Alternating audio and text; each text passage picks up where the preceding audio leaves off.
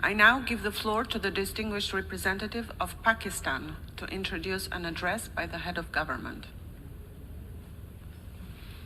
Thank you, Madam President. Madam President, I have the honor and privilege to introduce the pre-recorded address of His Excellency Mr. Imran Khan, Prime Minister of the Islamic Republic of Pakistan, to the 75th session of the General Assembly. Mr. President, Secretary General, Excellencies, ladies and gentlemen, I'm honored to address the United Nations General Assembly once again. I congratulate His Excellency Mr. Volkan Bozkır on his election as the President of the 75th session of the General Assembly. We also appreciate the skillful leadership of the outgoing President, His Excellency Tijani Mohammad Bande, especially during the COVID-19 crisis. We commend the leadership of the Secretary General in these extremely turbulent times. Mr. President, since my government assumed office, our consistent effort has been to fundamentally transform Pakistan. We envisage Naya Pakistan to be modeled on the principles of the state of Medina, established by Holy Prophet Muhammad sallallahu alaihi wasallam. A just and humane society where all government policies are directed at lifting our citizens out of poverty and creating a just and equitable dispensation. To achieve this goal, we need to have peace and stability. Thus, our foreign policy aims to have peace with our neighbors and settle disputes through dialogue. Mr. President, the 75th anniversary of the United Nations is an extremely important milestone, as this is the only body in the world that can help us achieve our goals of peace and stability in our neighborhood. This is also time for us to reflect whether, as the United Nations, we have been able to realize the promise we collectively made to our peoples. Today, the foundations of the world order, non-use of or threat of unilateral force, self-determination of peoples, the sovereign equality and territorial integrity of states, non-interference in their internal affairs, international cooperation. All these ideals are being systematically eroded. International agreements are being flouted and set aside. Renewed great power rivalries are leading to a new arms race. Conflicts are proliferating and intensifying. Military occupation, illegal annexations are suppressing the rights of human beings to self-determination. According to the respected professor Noam Chomsky, mankind is at even a greater risk than it was before the First and Second World Wars in the last century. And this is because of the threat, increased threat of nuclear war, climate change, and sadly the rise of authoritarian regimes. We must come together to prevent such a catastrophe. We believe that the driving force in international relations must be cooperation, in accordance with the principles of international law, and not confrontation and force. We all must emphatically reaffirm our support for multilateralism. Mr. President, the COVID-19 pandemic has illustrated the oneness of humanity. In our interconnected world, no one is safe unless everyone is safe. Locking down to control the pandemic has triggered the worst recession since the Great Recession in the last century. This has hit the poorest countries the hardest, as well as the poor in all the countries. In Pakistan, we realized very early on that if we imposed a strict lockdown, the type that several affluent countries had imposed, we would have more people dying of hunger than the virus. Therefore, we adopted a policy of smart lockdown.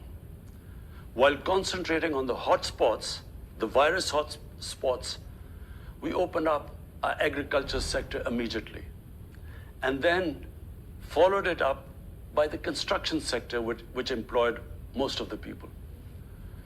At the same time, and this is despite financial constraints, my government deployed $8 billion, unprecedented amount, for our health services, plus support the poorest and most vulnerable households with direct cash payments through SARS program, and then subsidies to the small businesses.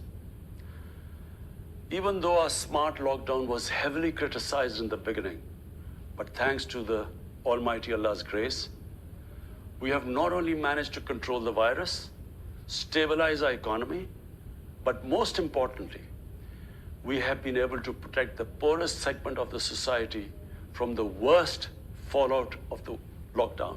Today, Pakistan's response is cited among the success stories in controlling and responding to the pandemic. However, we are still not out of the woods, like no country is out of the woods today.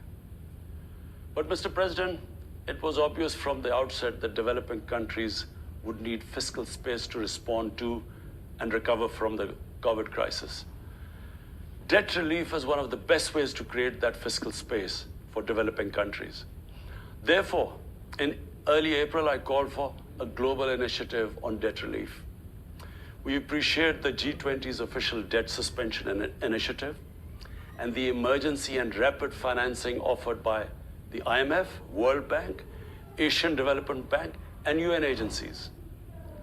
This, however, is not going to be enough. The IMF has estimated that developing countries will need over $2.5 trillion to respond and recover from the crisis. The official debt suspension will need to be extended and expanded. Additional debt relief measures will also be needed. Development banks should ensure adequate financial inflows. Rich countries have generated over $10 trillion to finance their own response and recovery. They should support the creation of at least $500 billion in new special drawing rights for the developing world.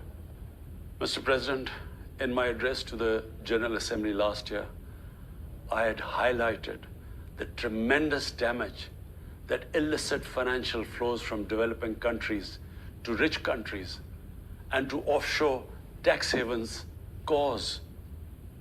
This leads to the impoverishment of the developing nations. Money that could be used towards human development is siphoned off by corrupt elites. The loss of foreign exchange causes currency depreciation. That in turn leads to inflation and poverty. The quest for getting back these stolen resources is nearly impossible, given the cumbersome procedures. Moreover, the powerful money launderers have access to the best lawyers. And sadly, because they are the beneficiaries, there is a lack of political will in the rich countries to curb this criminal activity. Mr. President, if this phenomena is unaddressed, it will continue to accentuate the inequality between the rich and the poor nations, and eventually will spark off a bigger global crisis, a far bigger global crisis than the present migration issue poses. The rich states cannot hold forth on human rights and justice when they provide sanctuary to money launderers, to their looted wealth. There are robust anti-money laundering and anti-terror financing regimes. I call upon this Assembly to take the lead in efforts to build a global framework to stem the illicit financial flows and ensure speedy repatriation of stolen wealth. It is important to realize that the aid that flows from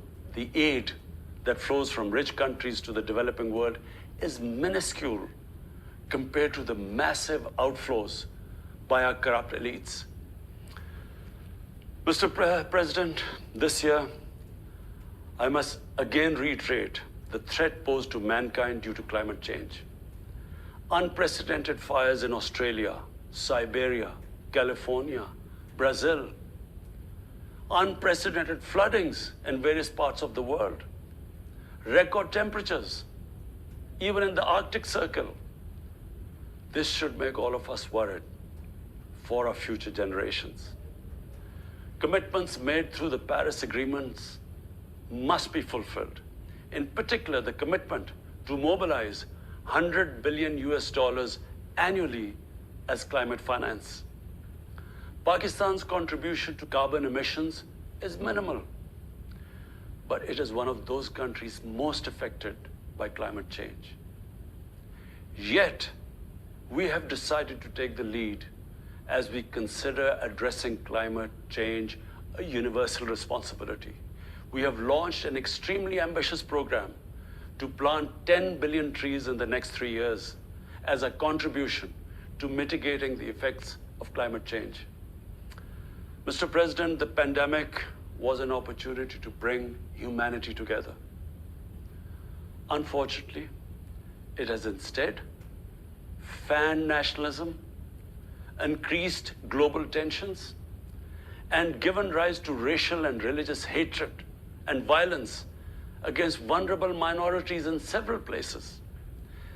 These trends have also accentuated Islamophobia. Muslims continue to be targeted with impunity in many countries.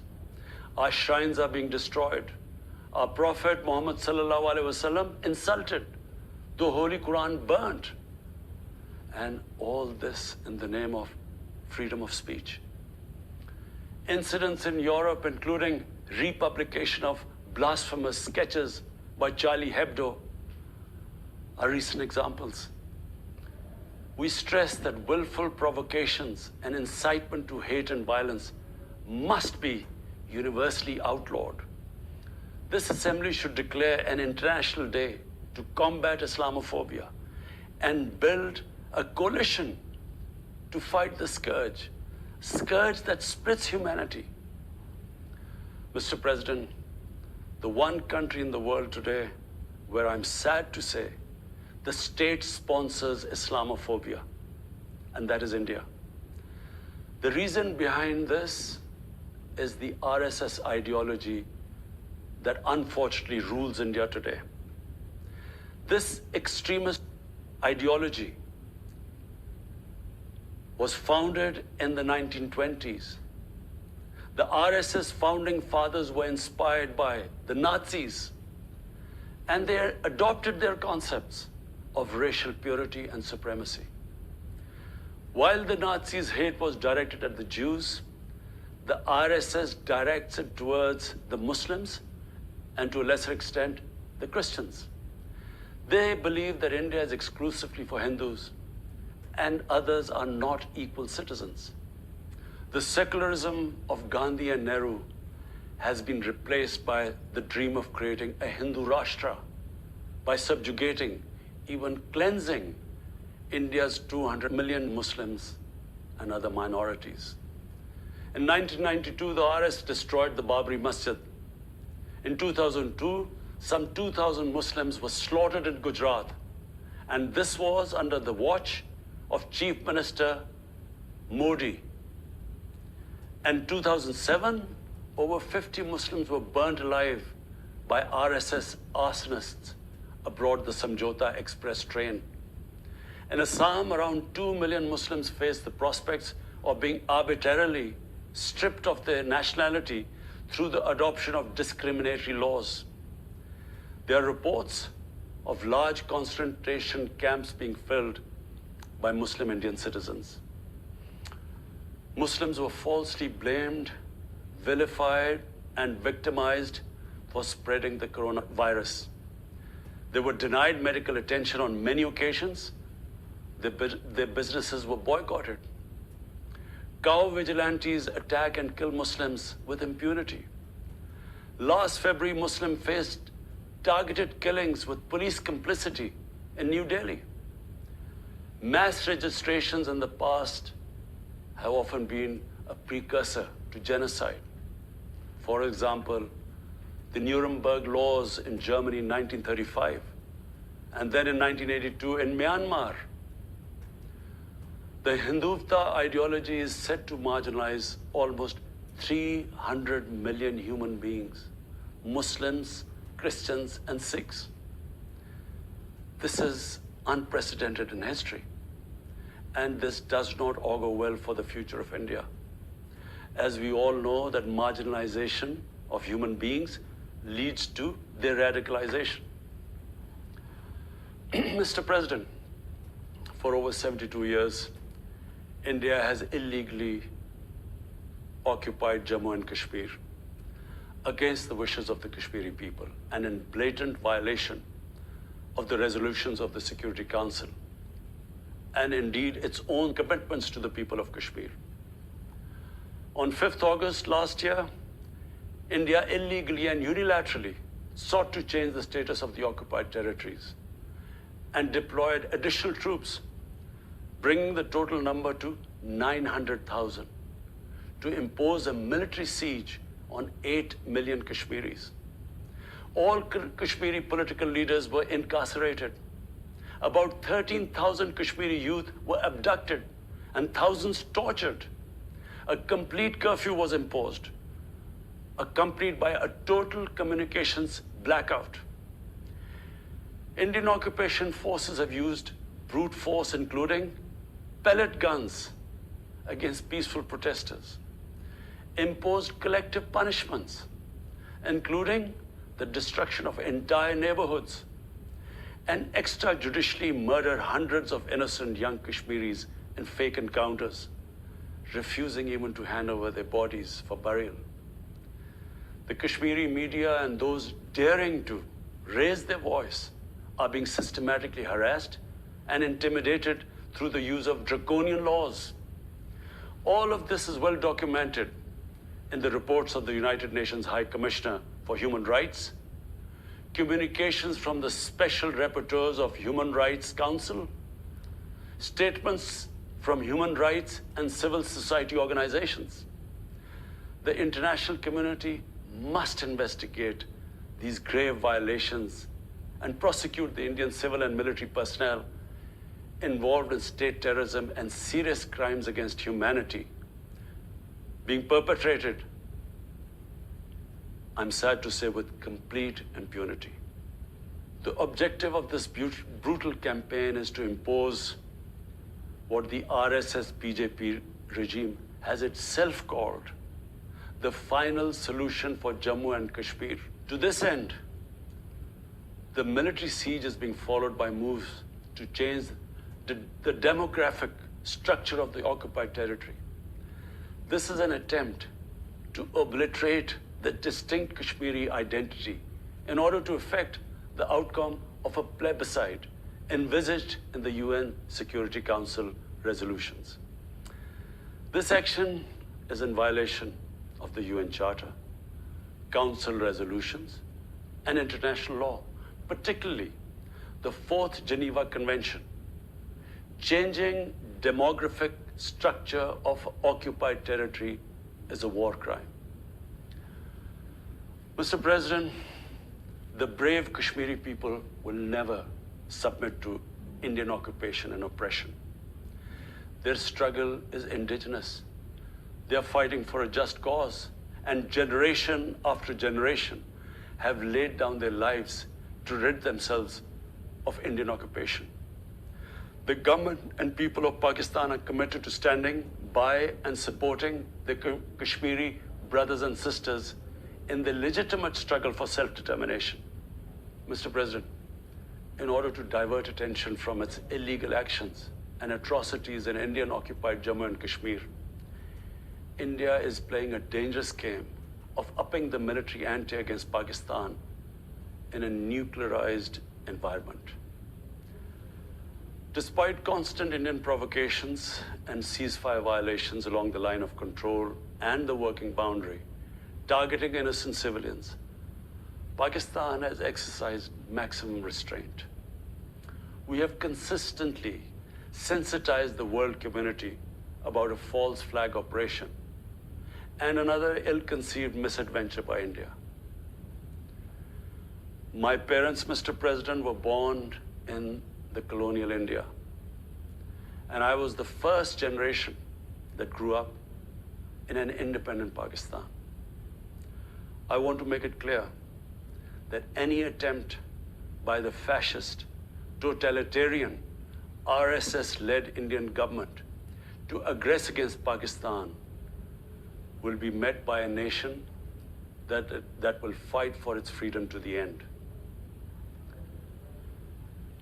Mr. President, there will be no durable peace and stability in South Asia until the Jammu and Kashmir dispute is resolved on the basis of international legitimacy. Kashmir has been rightly described as a nuclear flashpoint. The Security Council must prevent a disaster conflict and secure the implementation of its own resolutions, as it did in the case of East Timor.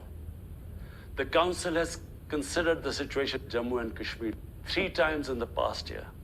It must take appropriate enforcement actions. It must also take steps to protect the Kashmiris from an impending genocide by India. Pakistan has always called for a peaceful solution. To this end, India must rescind. To reach this end, India must rescind the measures it has instituted since 5th August 2019, end its military siege and other gross human rights violation, and agree to resolve the Jammu and Kashmir dispute in accordance with the relevant UN Security Council resolutions, and of course, the wishes of the people of Kashmir. Mr. President, Pakistan's desire for peace in our region is also manifest in our efforts to promote a political solution in Afghanistan. I have consistently maintained over the past 2 decades that there is no military solution to the conflict in Afghanistan. The only way forward was and is a political settlement, which involves the full spectrum of Afghanistan's political actors. Pakistan fully facilitated the process that culminated in the US-Taliban peace agreement on 29 February 2020. Pakistan is deeply gratified that it has fulfilled its part of the responsibility. The Afghan leaders must now seize this historic opportunity to achieve reconciliation and restore peace in the war-torn country. Through the intra-Afghan negotiations that commenced on 12th of September, they must work out an inclusive, broad-based, and comprehensive political settlement. The process must be Afghan-led and Afghan-owned, and without any interference or outside influence. Early return of Afghan refugees must be part of this political solution. After almost 2 decades of war, it is imperative not to allow spoilers within and outside Afghanistan to subvert the peace process. Peace and stability in Afghanistan will open new opportunities for development and regional connectivity. Mr. President, Palestine remains a festering wound. A just and lasting settlement is indispensable for the Middle East and actually the world. Illegal annexations of Palestinian territory, the building of illegal settlements, and the imposition of inhuman living conditions on the Palestinian people, especially in Gaza, cannot bring peace to a troubled region. Pakistan continues to support a 2-state solution in line with the UN General Assembly and Security Council resolutions within the international agreed parameters, and they are pre-1967 borders, and Al-Quds, Al-Sharif as the capital of a united contiguous, and independent Palestinian state. Mr. President, the United Nations remains the best legitimate avenue for collective action in managing international conflicts, fostering peace and security, promoting equitable development, and addressing global problems. I urge the Secretary General to take the lead in preventing global conflicts. He should convene summit-level meetings to address regional hotspots and resolve outstanding disputes. The United Nations should be made fully responsive to the challenges of our times. A comprehensive reform of the United Nations, including the Security Council, is essential to promote greater democracy, accountability, transparency, and efficiency. Pakistan will continue to participate actively in this process and endeavor with other member states to build a world where conflict is outlawed and equitable prosperity for all pursued in conditions of peace and security. I thank you.